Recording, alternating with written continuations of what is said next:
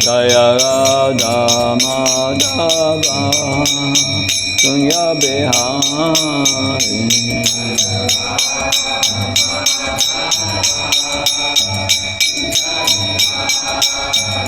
Jaya Radha Madhava Kunya Bihari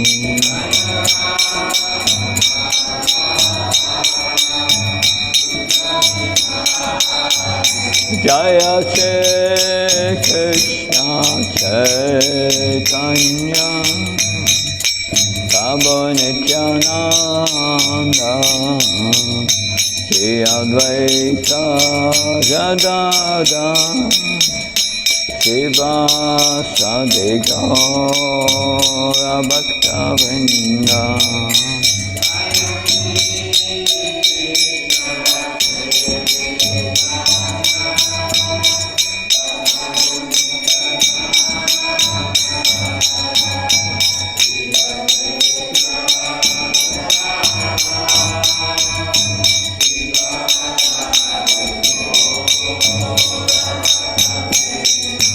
Jaya Shri Krishna Chaitanya Prabhu Nityananda Shri Advaita Gadadhara Srivasadi Gaura Bhakta-vrinda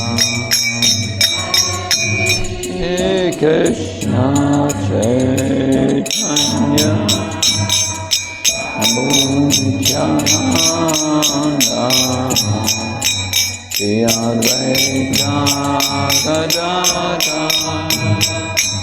Srivasadi Gaura Bhakta-vrinda Jaya Shri Krishna Chaitanya Prabhu Nityananda Shri Advaita Gadadhara Srivasadi Gaura Bhakta-vrinda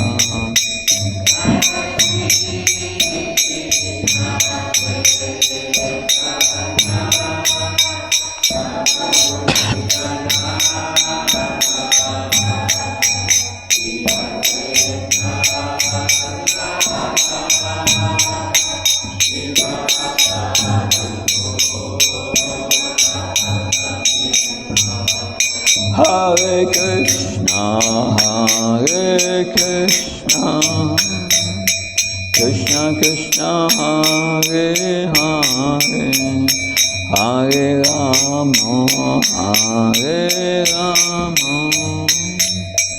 Rama Rama, Hare Hare.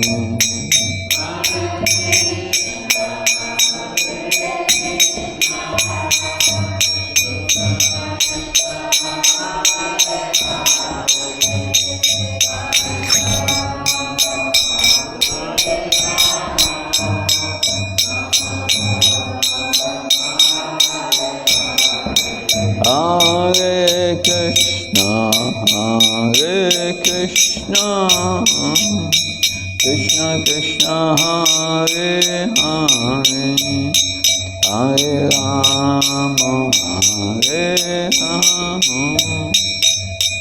Rama Rama, Hare Hare.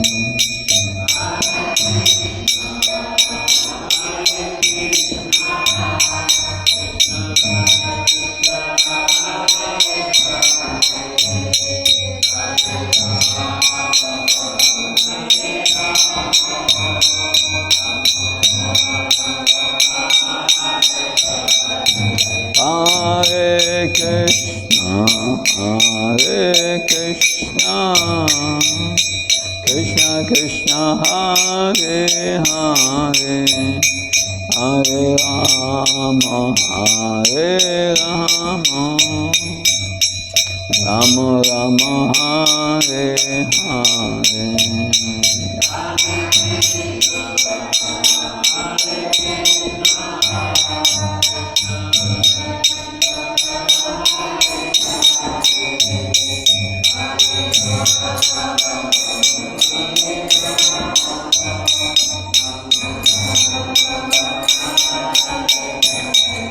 Hare Krishna, Krishna Krishna, Hare Hare, Hare Rama, Rama Rama, Hare Hare.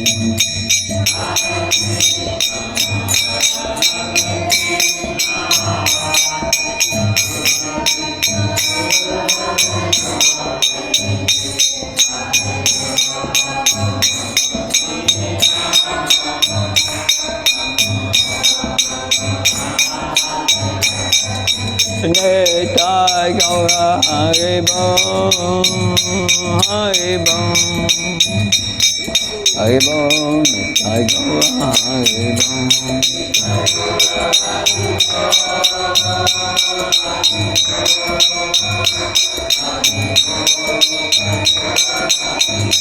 Jaya Jaya Prabhupada, Prabhupada,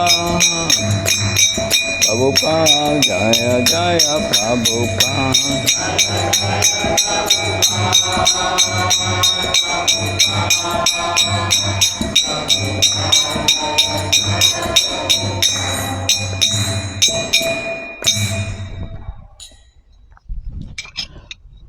Om Jnana Timandasya Janam Jana Shalakaya Chakshurun Militam Yena Tasmai Shigurve Namah. Chaitanya Manobhistam Stapitam Yena Bhutale Shvamrupgadamyam Dadati Svapalantikam Vandeham Shiyu Shiyuda Padkamalam Shiyum Vaishnavam Sa Shiyupam Jarjatam Saganaragnatam Fitam Tam Sachivam Satvaitam Savadutam Parijana Saitam Sri Krishna Chaitanya Devam Shri Radha Krishna Padan Sakalita Shivishakam Vitam Sha. He Krishna Karuna Sindhu Dina Bandhu Chatpate Gopesha Kapra Kanta Radha Kanta Namastate. Tapta Kanchana Gaurangi Radhe Vrindavaneshwari Vrishabhanu Suti Devi Pranamama Haripriya. Vancha Kalpta Vishakhe Pasindave Vishapatnam Pavanabhyo Vaishnavyo Namo Namah. Jaya Shri Krishna Chaitanya Prabhu Nityananda Shri Advaita Gadadhar Shivasati Gaura Bhaktavinda. Hare Krishna, Krishna Krishna, Hare Hare, Hare Ram, Ram Ram, Hare Hare. Namo Vishnupadaya Krishna Vistaya Bhutale Srimati Bhaktivedanta Swami Tinamine. Namaste Saraswata Devi Gauravani Pacharine Nirvishesha Srinyavadi Paskachai Desatarane. Srila Prabhupada ki. A little further recap. So that is what we discussed in the first session, first evening. The three aspects of false ego. Dat Kartrit van we think ourselves the doer, the only doer, because we are the doer by desiring, but we are not the control of material nature, we learned. You remember that? 5 factors of action, that 3 factors controlled by the super soul, that what are the 3 factors that the super soul controls? The body, the mind, that then the senses, yes, that is not under our control. We try to control, but whether that control happens depends on the super soul. Like you may remember that you don't control your heartbeat, Supercell controls. You don't control your digestion, supercell controls. You don't control the thousands of cells that every second change in your body. Supercell controls. Supercell controls also the movements of our hands, our speaking. We desire, but he does it factually. But we think ourselves the doer. No, we are doing it. That's false ego. We are not taking into account the Krishna factor, that he controls material nature. Krishna says in Bhagavad Gita, Maya drakshana prakriti chucha chita cha. I control all moving and non-moving beings. Krishna says, Ishvara sarva bhutnam ritsta yunatistati brahmam savasama bhutani yantarudani maya. I am seated in the heart of all living entities. I control the wanderings of all living entities who are seated in a machine, a yantra, made of material energy. We are sitting in the machine, and Krishna drives it. That's what he's saying. Then Karanatvam, identification with our qualities. We have a certain material nature, and we think, I'm a serious person, or I'm a soft-hearted person, or I'm a good person. We have so many ideas about ourselves. And then Karyatvam, identification with the experience of the body. That's identification with the mind. All experience in the mind, the cinema of the mind. But we are not a mind. It's an instrument for us to use. But unfortunately, when the mind uses us, we get into misery. That's what Bhagavad Gita says. It's not what I say. Krishna says that 6.5.6.6 in Bhagavad Gita. Bandhuratmatmanastasya yanatmanatmanachita anatmastu satruve vartatatma satruvat. When the mind is controlled, it's your best friend, but when the mind is uncontrolled, Krishna says, it's your greatest enemy, because the mind will control you. But you are meant to control the mind with your intelligence. And not let the mind overpower your intelligence and misuse it to fulfill the desires to enjoy in this world. So that was the first evening. So yesterday we went to the story of the Avanti Brahmin that who became, after his extreme suffering, he finally gave up his attachment to the world. A very powerful feeling of renunciation came over him.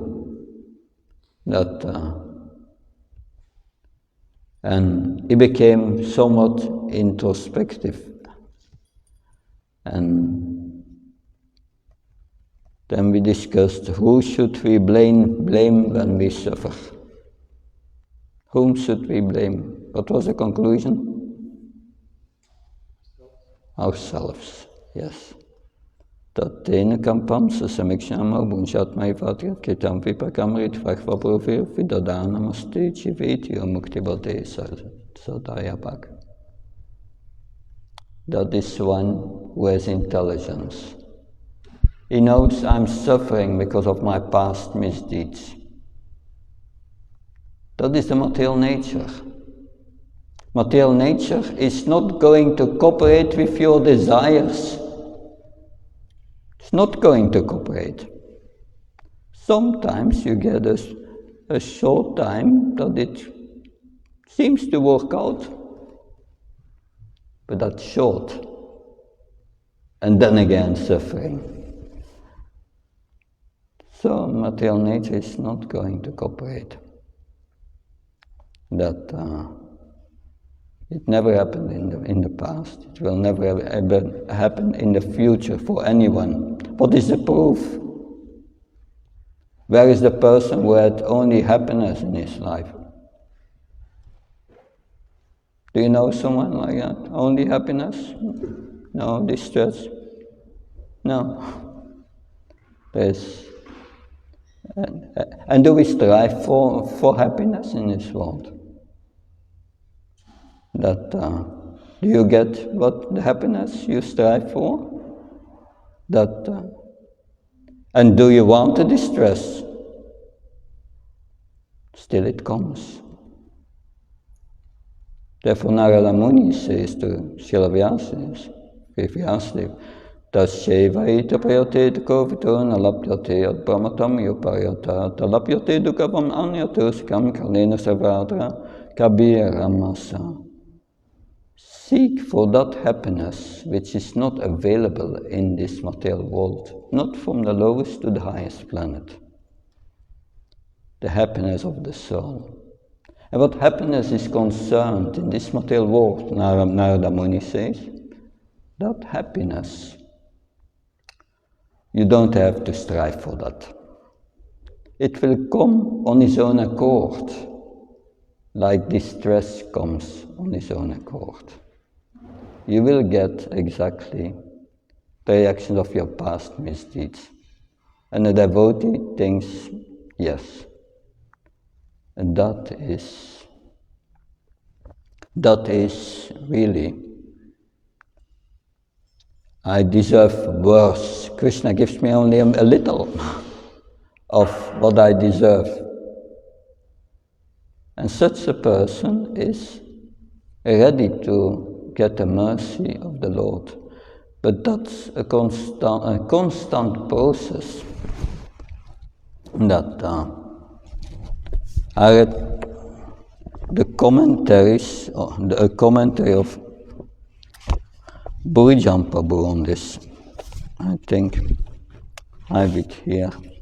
Yeah. So he says, this is what life is for practicing this type of Krishna consciousness. He's speaking about this verse, Tateno kampam sasamikshamo bhujatma vadmiketam vibhagam. That, yes, we accept our suffering, we understand the fault lies in me, and Krishna is so kind, he gives me only a little suffering, and then you will get the mercy of the Lord. But that doesn't happen in a moment. That's a process. And he speaks about how that happened. It's for practicing this type of Krishna consciousness. Hearing what this life is, we need to hear two things about the life of the body and the life of the soul. Two different things. That's the difference between Krishna consciousness and any other religion. In the Vedas, it's very clear, the distinction between body and soul. Very clear distinction. You don't find that in any other religion. But if you don't know who you are, if you don't realize that you are the soul, not the body, what's the use of all your plans in your life? You will do the wrong thing. That should be clearly understood. So what is the consciousness?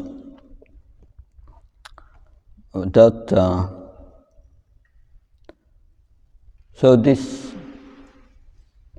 inner attitude of finding the fault in oneself, and everything are reactions from my past lives in this life, that We must bring that first into practice the best that we can, Bhujam Prabhu says. Then try again. We may not succeed to do that, accepting it as our faults and become humble. It may not happen. But then we try again. And we try again. We become more humble. And we go on hearing the Bhagavatam. We try again. We hear more. We become humble. We try again. And then there is some failure.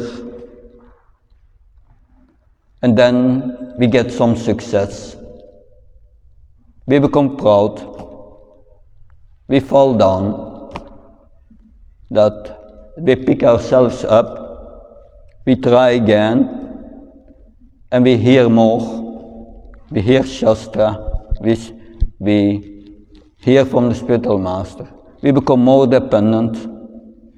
And then we may hope, when we leave this world, that we are hoping that the process will be completed.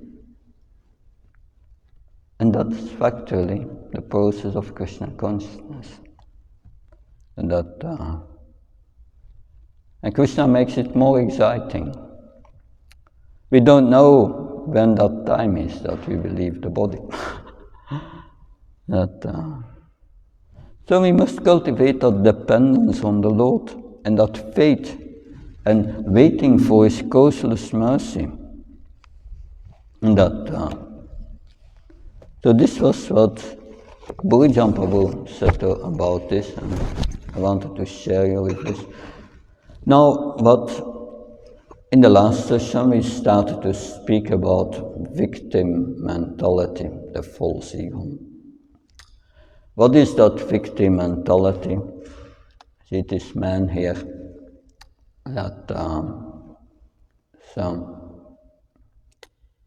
A victim mentality is when someone feels bad that things keep happening to him no matter what.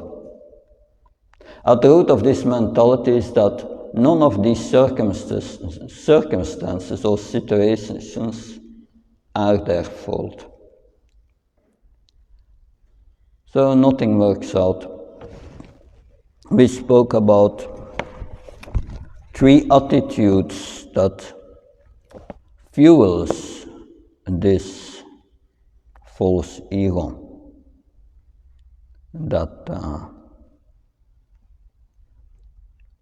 Even a few more, but we think ourselves the achiever in this world.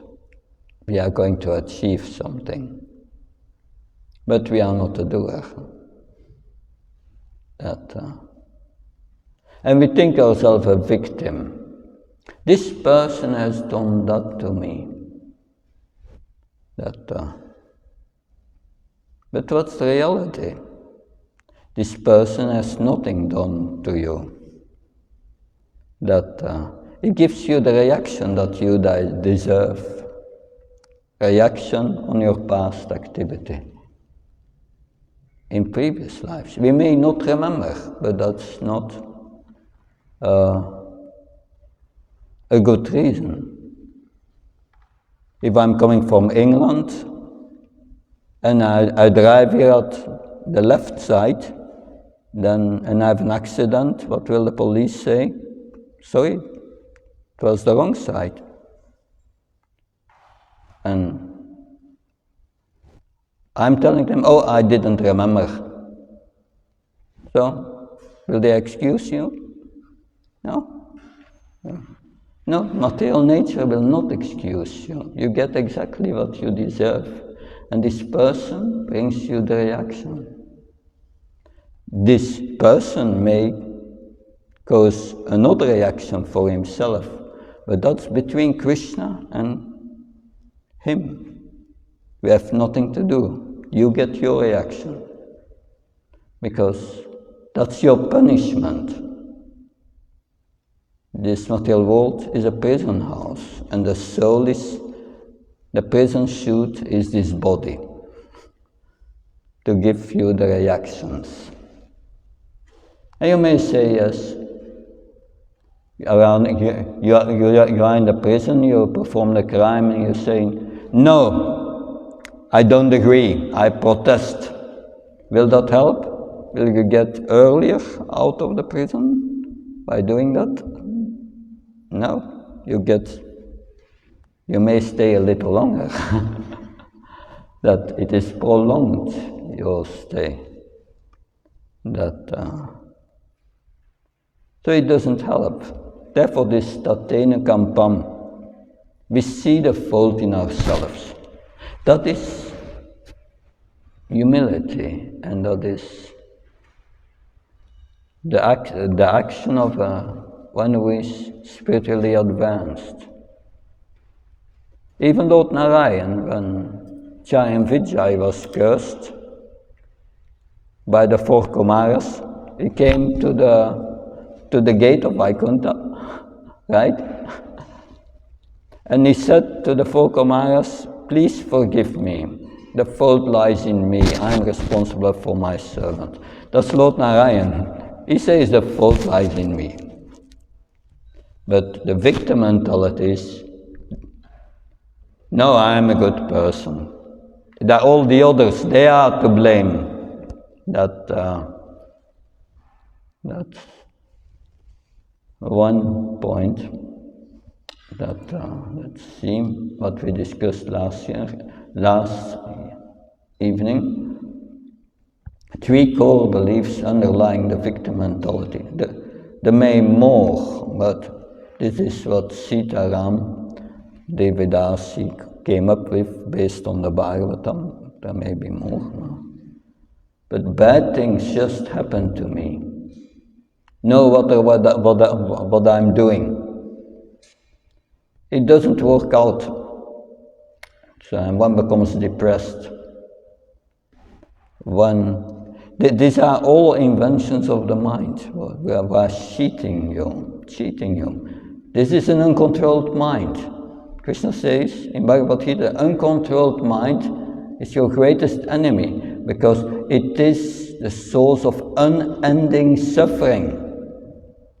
We are meant to control the mind. We control the mind by devotional service. That's the only way to control the mind. All the other ways are artificial.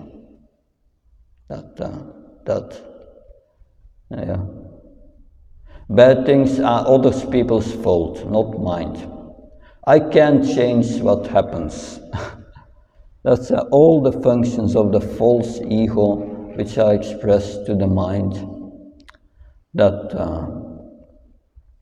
So the great lesson here is, and I will speak on that tomorrow evening more deeply by the talks between a self-realized soul, Chad Bharat, and a king, King Raugana. And he speaks about the cause of suffering in the mind, and that we should never listen to the mind. That's material nature. It's false ego speaking to you. It's the illusion energy speaking to you, listening to your mind. Always consider with your intelligence, not listening to your mind. Because this is things, concoctions of the mind. And everyone is practically under this dictation of the mind. Only the devotees of Krishna can become free from it, because they engage the mind in Krishna's service. If you don't engage the mind will engage you. It's like little children. If they are not properly engaged, the mothers know that. The children will do mischief. They will find something, will do mischief. So you must engage them. We must engage the mind. Then, am I also suffering from this mentality? Most suffering is coming from that, for sure. When someone does something to me, do I automatically assume the worst scenario?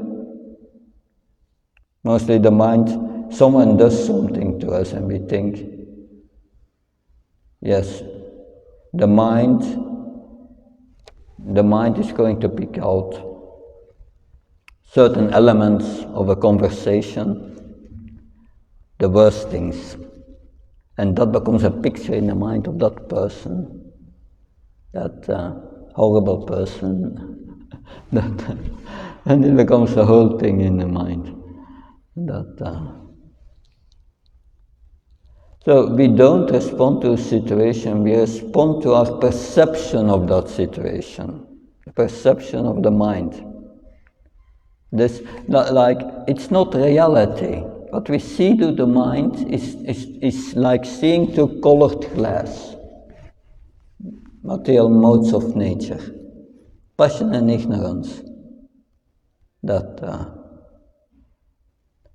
It's a whole distorted view, and we think that's our reality.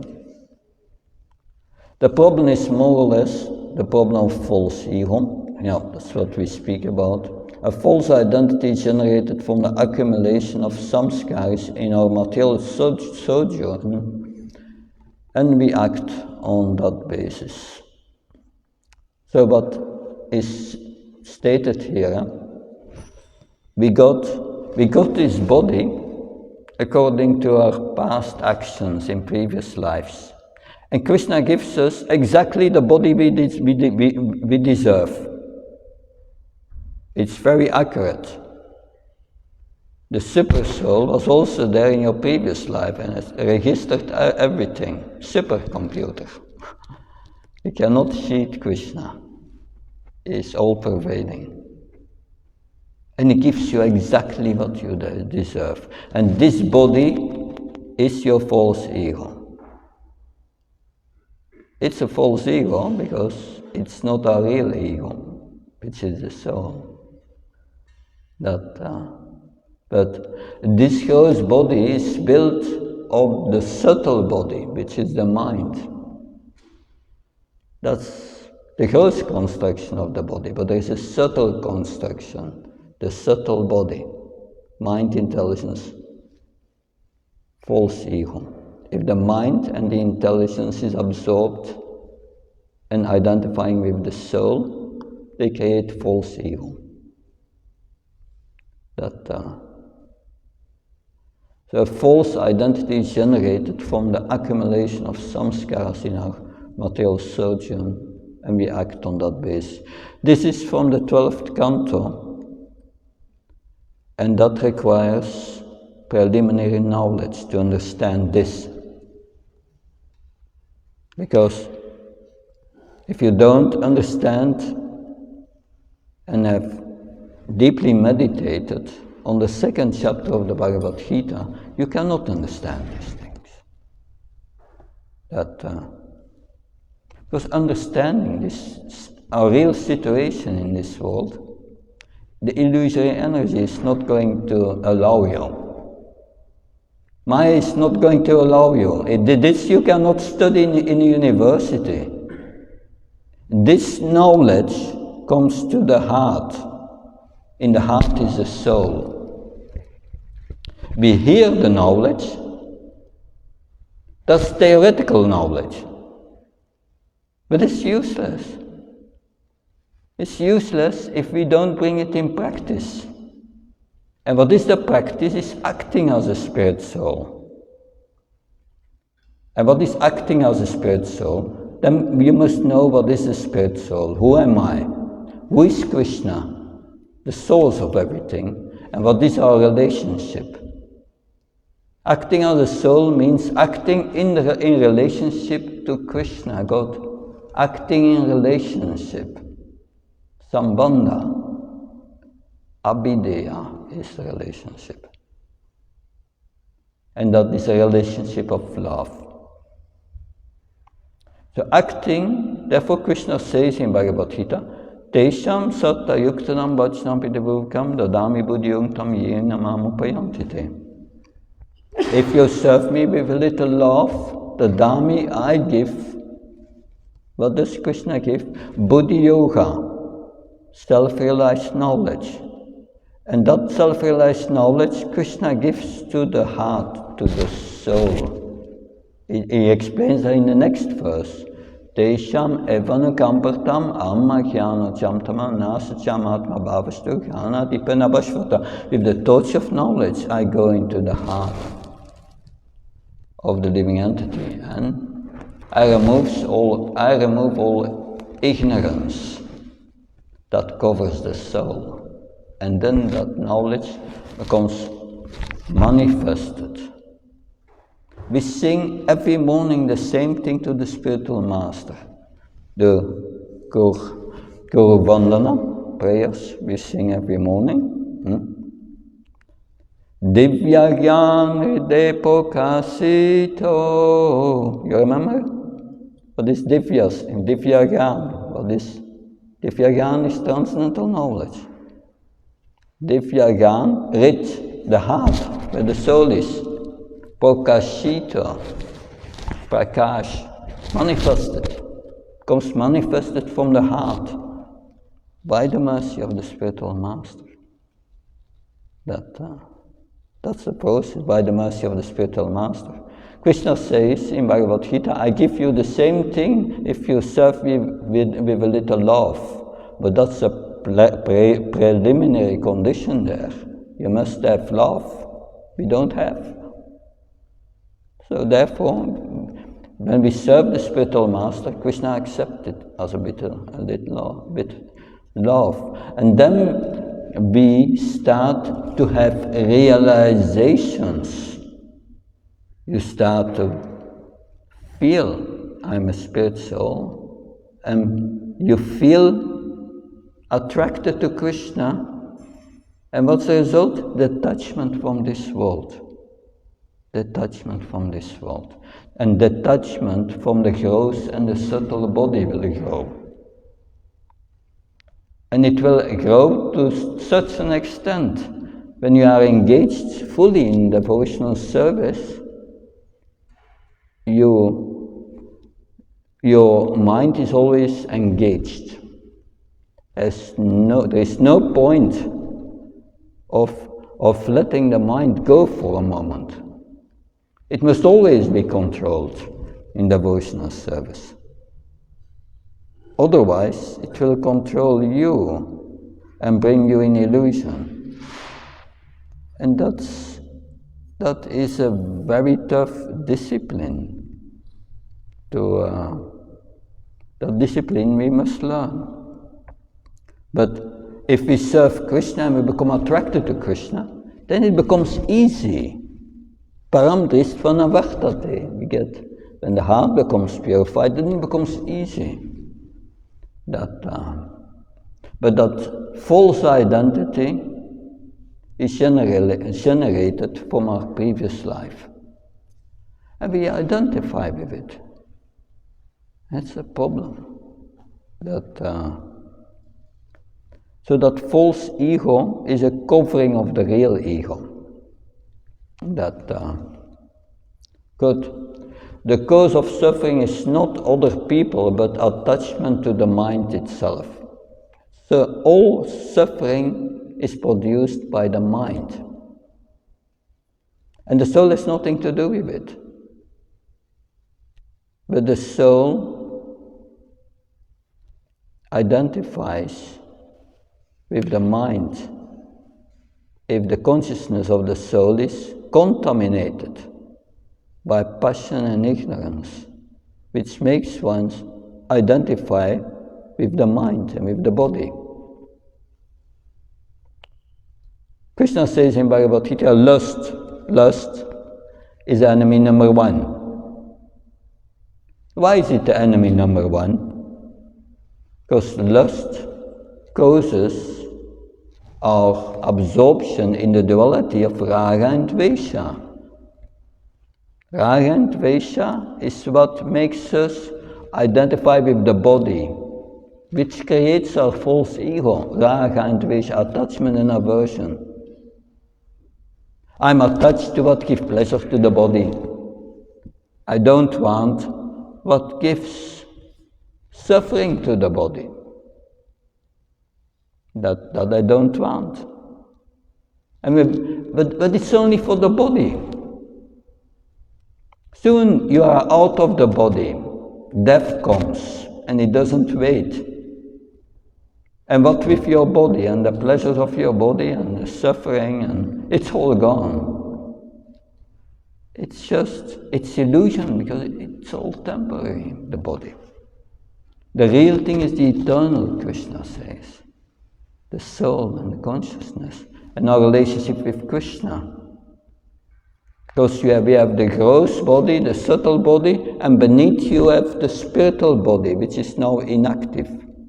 We must make that active. That all our relationships in this world with each other are temporary and therefore not very useful. Soon it's all over. Previous life we had so many children and so many relatives and so many problems, and in this life you have so many problems. Next life also. What's the use of all this? Our relationship with Krishna is eternal. It doesn't stop by death. And that we must develop. And if we develop that relationship of love, we don't take birth again. We lose the gross and subtle body. The gross body we lose every 50, 60 years, and another body and another body. If you have human bodies at least. But the subtle body is much older. And that's the problem. In the subtle body is the source of the false ego. It's subtle. So we have to change our mentality and learn to act as a spirit soul. So how others act is not in our control, but how we react is. That's an important point. We explained that. Someone is in the prison, then you can do two things, protest or you can accept. It starts with accepting. That's the reaction. And we say, thank you, Krishna. I should suffer much more. But if you want me to suffer as a reaction, I'm your servant. Let me suffer, no problem. I accept it. But from the moment you say, no, this is unfair, this is this person's fault, and I will get him or her, then you again make reactions, which will prolong your stay in the material world. Because to get that reactions, you need to take birth again. Taking birth again is a pleasant thing. Mothers who have given birth to children know it's not a pleasure. And it's also not a pleasure for the child. That we learn in the Bhagavatam. Good. That this was a realization of the Avanti Brahman, which we discussed last time. Nayam chaname sukha dukkha hetu na devatama kana karma kala manaparam karanam ammananti samsara sakram parivartayatat. These people are not the cause of my happiness and distress. It's a good realization. What's the cause of my happiness and distress? My actions in my previous life, not these people. Neither are the demigods, my own body, the planets, my past work or time. It's also not, nature is not a cause. that although nature gives us the happiness and distress, yeah, but it's just a medium. Rather, it is the mind alone that causes happiness and distress and perpetuates the rotation of material life. So our mind, if it is an enemy, it keeps us rotating in this cycle of birth, death, again and again and again and again. So very important to get rid of that false ego. And by always acting in our real ego. We blame others even indirectly. We are singing the song of the conditioned soul. Listen, we are interpreting everything in terms of this false ego, in terms of these colors in our mind, what the mind perceives. That. And we think, I'm a victim. Look what they have done to me. So one can become entrapped in this mentality. And we cannot look objectively to anything. If we have been hurt by a person, then we don't see anything good in that person. We cannot. Because we feel too much hurt.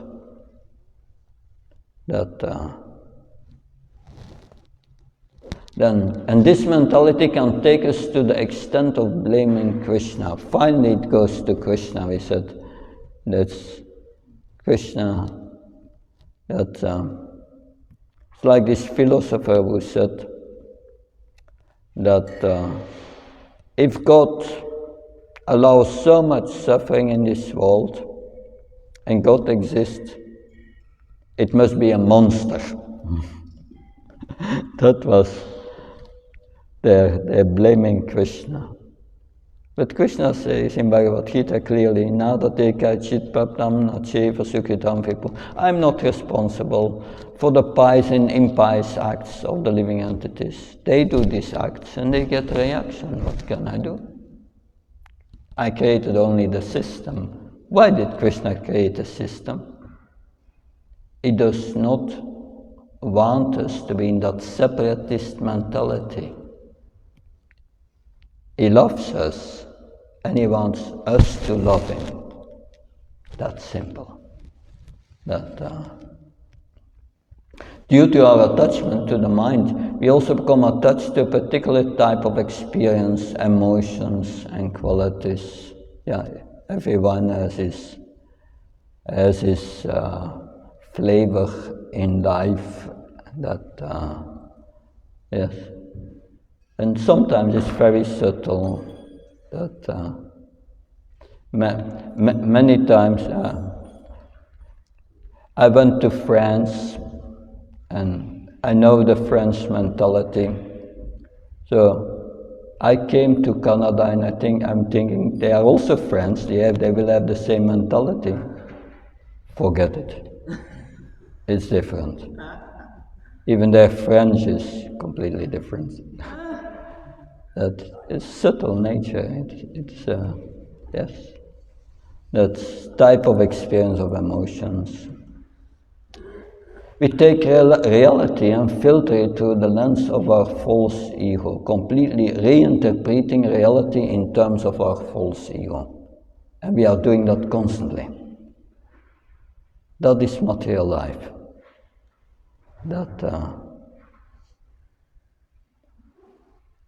Therefore, it's very important to disassociate from the mind and weaken our connection with it. Not just weaken. Don't listen to it. Keep it under control by your intelligence and engage your mind.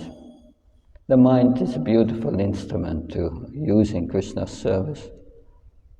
But the problem is, if we are too affected by false ego, we cannot use it for meditation. Therefore the yogis, they do first niyam, yam, ashan, pratyahara, and then that's dharan, dhyan, and then samadhi. But we use the mind. We chant Hare Krishna and become absorbed in hearing. Prabhupada said, you hear, no mind, you hear. Forget your mind, no mind, just hearing. That, of course, when we start to chant Hare Krishna, we try to do so many things. Yeah. The mind is incredibly capable of making the impossible seem possible. What's the impossible seem possible? Srila Prabhupada said, this world is not a happy place. There is no happiness in this world, Srila Prabhupada said. But the mind is telling you, if you do this, then you will become happy. If you do that, you will become happy. So the impossible seems possible. But it's all cheating, because suppose you are successful, you have a happy life, and then you die. What's the use? It ends in a disaster, always. And that is what it is. And it doesn't exist someone who is his whole life happy. Yes? Is Maharaj also saying that to become God, the mind will think, I can become God? Well, that's one type of illusion they bring up. That the Mayavadis, they think I'm going to merge with Brahman and become God. That Srila Prabhupada says that's the last snare of illusion. That, yeah. Yes. Is there a way to make, because the first sentences, I'm guessing it's more on a negative note, can we use it in a positive way for Krishna consciousness? To make the impossible seem possible, to help us?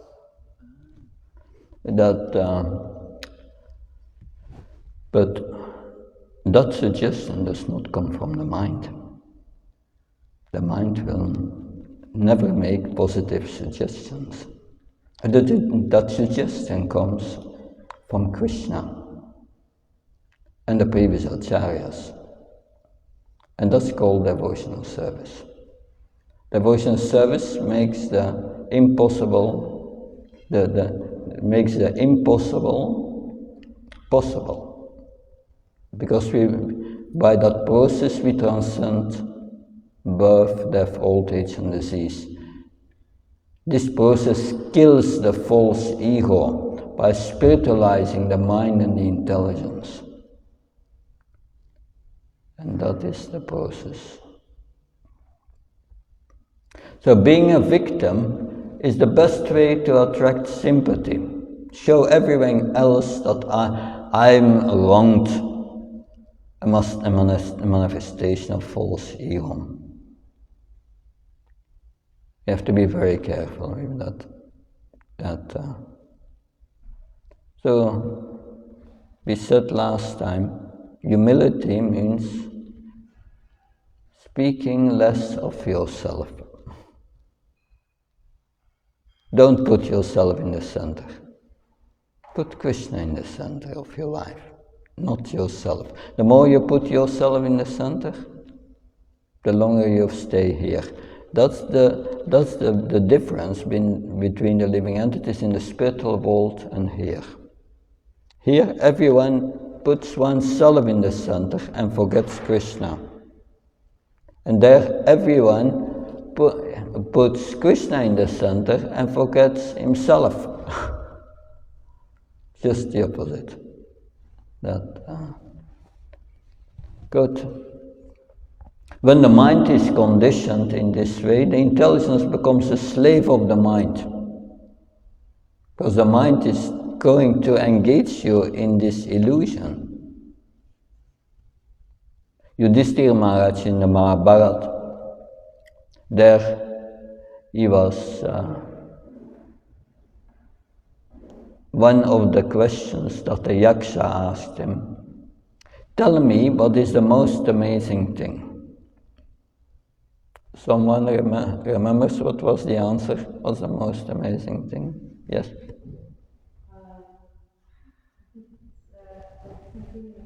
We go through so many things, you know, everyone's going to die, but still, we think we're going to be not that way. It's close, but what the answer was is that people live like they are going to settle them permanently in this life. Permanent happiness.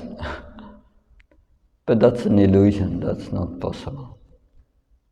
That is impossible. It is permanent. We are not permanent in this material world. We change bodies. And the mind lets you think that you are the body. It will engage yourself for the pleasure of the body. And acquires a false ego. This is gross, subtle. Gross, I want to eat nice and enjoy my senses. It's an illusion because it's only the pain of the hunger that's going. And we think, oh, now I feel good. The pain is gone. And then on the subtle platform, I want honor. Look, I have a master's, a PhD, and they boast with that. But in their next life, they become a dog. They don't have knowledge about the soul, who they are, where they're coming from, where they go. That's illusion. This illusion of Maya in the mind creates only the moment, the happiness now, and forget the future. No idea where they are going, where they are coming from. We can learn from the spiritual master, from the Shastras. We can see how a person behaves, in what modes of nature they are, and what their situation was in their previous life. But with knowledge of the Shastra can say that. My Guru Maharaj, Bhaktisiddhanta Maharaj said, I just see the face of someone, because by the index of the face, I can understand what is his situation in this world, how he's conditioned. That's strong. But one who is experiencing Krishna consciousness, he sees that. So if someone is very fearful by nature, even if there is nothing wrong in the environment to fear, he will, with his intelligence, he will invent something.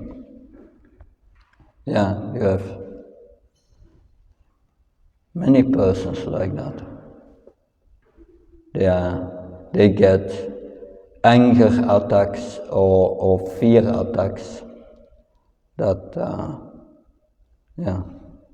Because their mind does not cooperate, sees the worst scenario, everything, and life becomes unbearable. The mind can become completely mad like that. Let's see, it's the body concept of life. You have seen girls who have been raped, and then after that they don't want to live anymore. And they're asking for euthanasia to get out of the body. But that's not a solution, because you get another body. You get another body. So you have to be very careful with the mind. The mind can make you completely mad, and then there's no question of cultivating Krishna consciousness in this life anymore. But of course, devotees mostly are free from that, because they are following the regulative principles.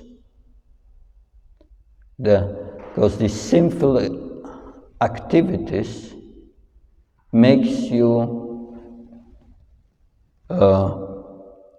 conditioned and makes you identify with the mind that you cannot come out of it. And that's lust. Lust is making that. Therefore, we must always try our best to follow these regulative principles. That gives you, that combined with spiritual practice, gives you the power to see reality and to engage the mind and control it. That's very important. Suffering is due to identification with the mind. I'm a victim. So that is, yeah. As soon as we start blaming someone for our distress, we are perpetuating our suffering in this world. So that I already explained. From the moment you blame someone and not yourself, then you get reactions for that. And you get the next body. It's without end. We become completely self-focused and becomes impossible to absorb in Krishna. So deep that false ego keeps putting us back in the center and keeps us bound in this material world.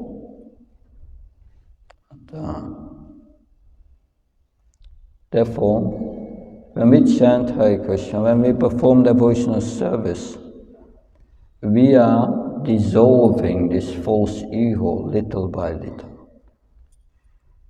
These are our anarthas. Our anarthas are the elements that keep this false ego in place.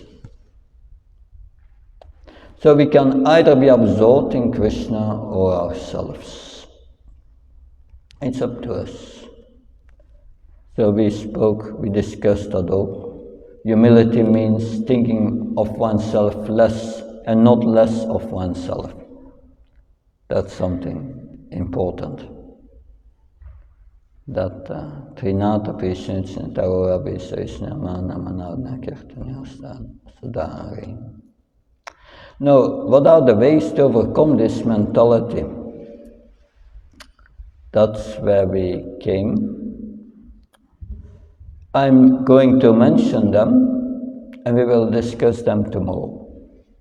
First, we become determined not to blame others and tolerate. Matras parsis kantyas idasno sukadukadaka mapini natyas tam dikshas vabarata.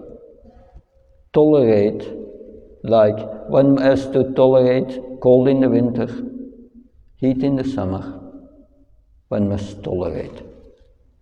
And objectively look at the mind from a distance. Become an observer of the mind. Do not identify with the mind. How to do that, we will discuss tomorrow. By doing this, the cloud of false ego becomes thinner and thinner. And that's the process of making spiritual advancement towards liberation. The more one identifies with the material world, mind or body, the thicker is the cloud of ahankar, and tighter is the knot of bondage. So the more we identify with this mind, the more we become implicated. It's because it's a knot of false ego. It's difficult to unwind that knot. But little by little, if we make spiritual progress, it will disappear. And then, important to make spiritual advancement is you associate with those who are free from false ego. and we have the appropriate mentality. And distance yourself from a person's situation for some time till you can view the circumstances objectively. So that means distance yourself. If you feel this person has hurt me, and you feel strongly about it, this person has done something wrong to me, and so on, stay away from that person for some time until you can look at it more objectively. Otherwise, very dangerous. I also experienced that myself in my life, so it's not. So these 4 points we will discuss tomorrow, and we will speak also about Jad Bharat tomorrow. That, I would say one question, and then we see tomorrow. Oui, certainement. L'expression on poirote dans le monde matériel et on accumule, comme vous disiez, l'ego accumule les samskaras, accumule les expériences matérielles. Puis là, on crée des désirs, et quand on reconnecte à la conscience de Krishna, les désirs qu'on a semblent tellement différents de qu'est-ce qu'on lit dans le livre de Krishna ou les passe-temps du monde spirituel. Oui. Est-ce que c'est clair? Comment faire le lien que mes désirs en ce moment n'ont rien à voir avec ce que mon âme est habituée de faire? C'est-à-dire que le désir vient de l'âme spirituelle. Mais naturellement, la conscience de Krishna veut dire qu'on va changer nos désirs. Et ça, c'est très important. Parce que si nous avons des désirs qui sont cultivés par le sens du faux ego,